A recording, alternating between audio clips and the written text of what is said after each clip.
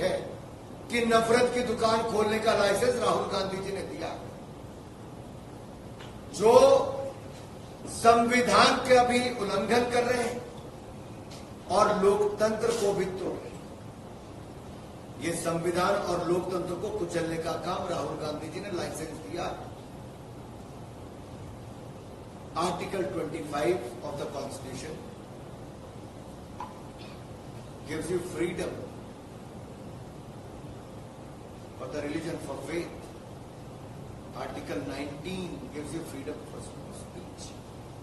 तो अगर आपको संविधान की ही आलोचना या संविधान को कुचलने का काम एक नहीं हर दूसरा इस इंडी गठबंधन के नेता कर रहे हैं, तो बाबा साहब अंबेडकर को एक बार फिर अपमानित करने का काम, भारत के संविधान को तार तार करने का काम, लोकतंत्र दिवस जहां दुनिया मना रही है वहां भारत के लोकतंत्र को कुचलने का काम भी कांग्रेस और गठबंधन कर रहा है।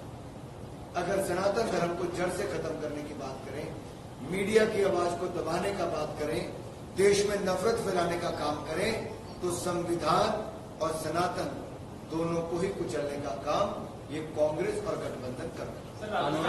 राजस्थान में कई सारी, और मैं आपको इसका एक उदाहरण और दूं। इमरजेंसी एक उदाहरण है कांग्रेस का, जब लोकतंत्र को कुचलने का काम किया, फ्रीडम ऑफ स्पीच को दबाने का काम किया, मीडिया को कुचलने का काम किया। ये इंदिरा गांधी जी ने किया था। सोनिया गांधी जी के आशीर्वाद से इनके मंत्री कपिल सिब्बल जी ने उस समय, जब ये यूपीए की सरकार थी जो भ्रष्टाचार से भरी थी, ये आर्टिकल 66A इसको भी जैसे पास किया, बगैर चर्चा के पास किया। ये ड्रैकोनियन लॉ किसी और ने नहीं, यूपीए ने किया था साहब। ये मीडिया के लोगों को जानकारी होगी। और अब मीडिया के लोगों का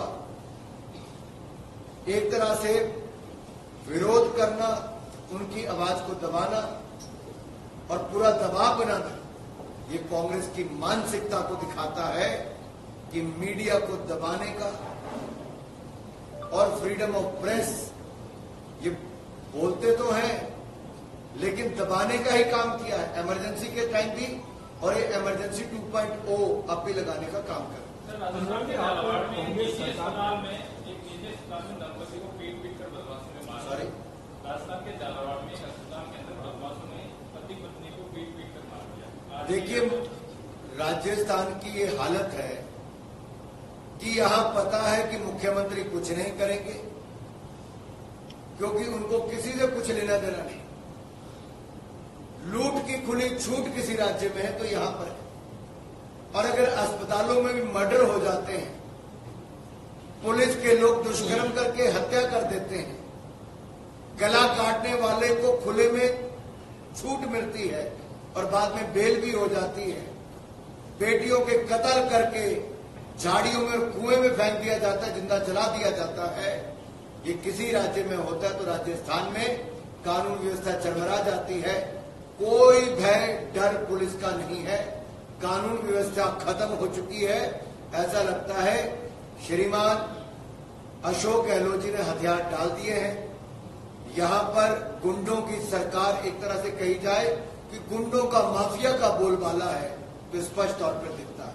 अनुराग बनने का दावा करें, लेकिन पी चिदम्बरम साहब का अभी ट्वीट आया है। उन्होंने कहा है कि ये जो कश्मीर में हुआ ये भारत की अव्यवस्थित सरकार है और इसके कारण से वहां की कश्मीर की जनता ठगा हुआ महसूस कर रही है। और उन्होंने इसको लेकर के G20 का जो अभी सम्मेलन हुआ था उसके ऊपर भी सवालिया निशान लगे। मैं इतना ही कहूंगा कि 26/11 के हमले के बाद भी कुछ लोग दर्शक बन के बैठे। सोनिया गांधी, मनमोहन सिंह जी की सरकार मौन अवस्था में, मूक दर्शक थे, कोई कदम नहीं उठा पाए। नेहरू जी के दिए जख्म देश भूल नहीं पाया।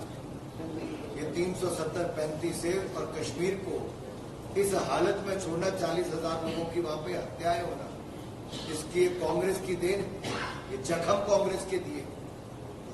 उससे मुक्ति दिलाने का काम, मरहम लगाने का काम नरेंद्र मोदी जी की सरकार ने किया।